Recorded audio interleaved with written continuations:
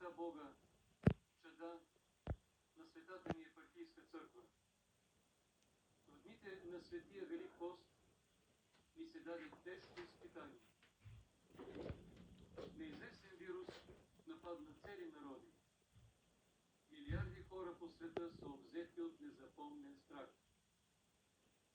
Правителствата на десетки държави въвеждат извънредни мерки, за да защитят населенията си от надвисналата беда и да се погрижат за здравето и за запазването на материалните условия на живота. Възлюбени, църквата не се страхува. Ние, християните, знаем, че всичко става по Божия воля или по Божия допущение. Този вирус появил се именно във времето на Великия пост, без съмнение е Божие допущение. Винаги църквата призовава, че е необходимо повече смирение в личния и обществения живот, че трябва да се обръща повече внимание на децата, че семейството, домашната църква е най-висша ценност, че трябва да се намали консуматорството, че трябва да спре безумната гонитба на печалби, че обществените блага трябва да се разпределят справедливо, в смисъл за най-бедните и най-ощетените членове на обществото, че властта е дадена от Бога, за да служи за доброто на Божия народ и за да бъде пазен той от беди и така нататък, и така нататък. В момента Бог ни преподава точно тези уроци. В момента в дните на Великия пост се оказва, че всички са при семействата си и домовете стават жива и пълна с благодат домашна църква. Консуматорството е намалено до крайност. Трескавото суетение спира. Най-после се разбира за какво служи властта и че тя мисли как да разпредели скромните обществени блага с грижа за най-ощетените социални слоеве на обществото ни. Възражда се солидарността, за която църквата призоваваше. Гордостта се смирява. Останалите грехове също отстъпват. Злото се трансформира в добро. Последните дни от много посоки се надигат призиви, че църквите трябва да бъдат затворени, за да се предотврати струпване на хора и разпространението на заразата. Призовава се да се спре Светата Евхаристия и да спре преподаването на Светото причастие. Призивите, като правило, идват от хора, които не са стъпвали в църква, които нямат никакво понятие какво е Светата Евхаристия, какво е Светото причастие и мразят религиите по принцип. Но използват материалният проблем, здравето на хората, за да атакуват църквата и духовната й същност. Това не бива да позволяваме. Но, за да не го позволим, трябва да направим следното. Иисус Христос е казал: отдайте кесаревото кесарю, а Божието Богу. Щом кесарят, т.е. светската власт, казва хората да не се струпват на едно място, щом лекарите казват хората да не се струпват в множество на едно място, то ние трябва да ги послушаме.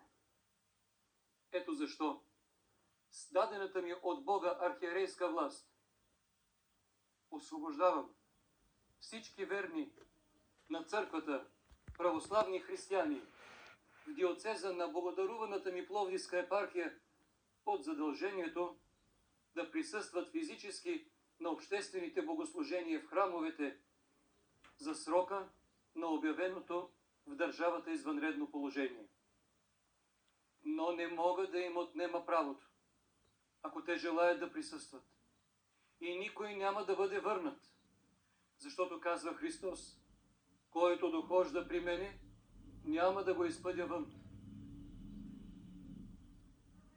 молбата ми е особено настойчива към нашите по-възрастни мирянки и миряни, да се въздържат да идват на църква, освен в крайен случай, в случай на крайна необходимост, а дошлите в храма да спазват установената от здравните власти дистанция един от друг.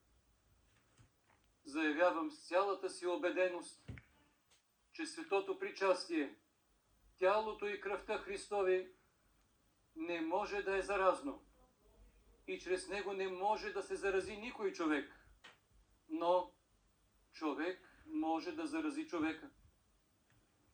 Нека не изкушаваме Господа. Свещеници, имащи и най-малки признаци на здравословно неразположение, да се въздържат от служение.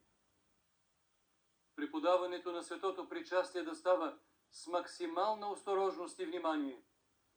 Само на членовете на съответната енория, след изповед, както повеляват свещените канони, според същността на великото таинство на църквата, Света Евхаристия. Църквата е духовна и физическа общност. Най-важна за църквата като духовна общност е молитвата. Призовавам всички верни в диоцеза на Богоспасаемата Пловдивска епархия да използват времето си в следващите дни и седмици за усилна молитва, чрез която заедно да измолим от Господа Исуса Христа, Пресвета Богородица и всички свети и спасението на българския народ от надвисналата заплаха, от всяка болест и от всяко страдание. Моля ви, скъпи мои чада, молете се усърдно и от сърце. Молете се по всяко време с думите: Господи Исусе Христе, Сине Божий, помилвай ни. Като ви уверявам, че както аз, така и всички наши свещенослужители ще се молим за вас и вашите семейства. Нека всяка вечер в 21 часа, по време на камбанния звън, да си припомним думите на Спасителя, Господ Исус Христос, който ни казва: а ти, кога се молиш, влез в скришната си стая и като си заключиш вратата, помоли се на твоя Отец, който е на тайно, и твоят Отец, който вижда в скришно, ще ти въздаде наяве. И всички заедно, кой където и да се намира, у дома, на работа или по пътя, да се помолим с Господнята молитва: Отче наш, за да призовем Божията милост и снизхождение и избавление от злото. Това е нашата благодарност и нашата молитва за лекарите и медицинските сестри и работници, но и към всички останали обществени служители, полицаи, военни, служители от транспорта и от комуналните служби и предприятия, магазинерите в отворените магазини, правителствените служители и самото правителство и всички други, които се излагат на риск, за да може ежедневният живот да се съхрани в рамките на възможното. Заявявам също така, че в Пловдивска епархия, по мое разпореждане, няма да бъде затворен нито един храм. Всеки ден, във всеки храм, свещенослужителите ще извършват богослуженията, като не престават да се молят за вас, бдейки на своя пост, защото по думите на светия апостол Павел: всякой в каквото звание е призван, в него и да остане пред Бога. Служението на духовенството е също преден пост в битката срещу злото. От верните чада очакваме да се молят заедно с нас в домашната си църква, вкъщи. Обръщам се с призив към светските власти. Ние ви отдаваме кесаровото. Отдайте и вие Божието Богу. Не издавайте разпореждания за насилствено затваряне на храмове. Отвореният храм е знак. Запечатаният от властта храм е знак. Бог вижда знаците. Нека внимаваме какви знаци му изпращаме. Извънредното положение за сега обявено до 13 април. Светлото Христово възкресение ще посрещнем на 19 април. Нека със строг пост, с усърдна молитва и със звъна на църковните камбани да измолим от Всеподателя милост и спасение за православния български народ. Така че да можем да посрещнем празника на празниците като един телесно и духовно по-здрав и по-добър народ.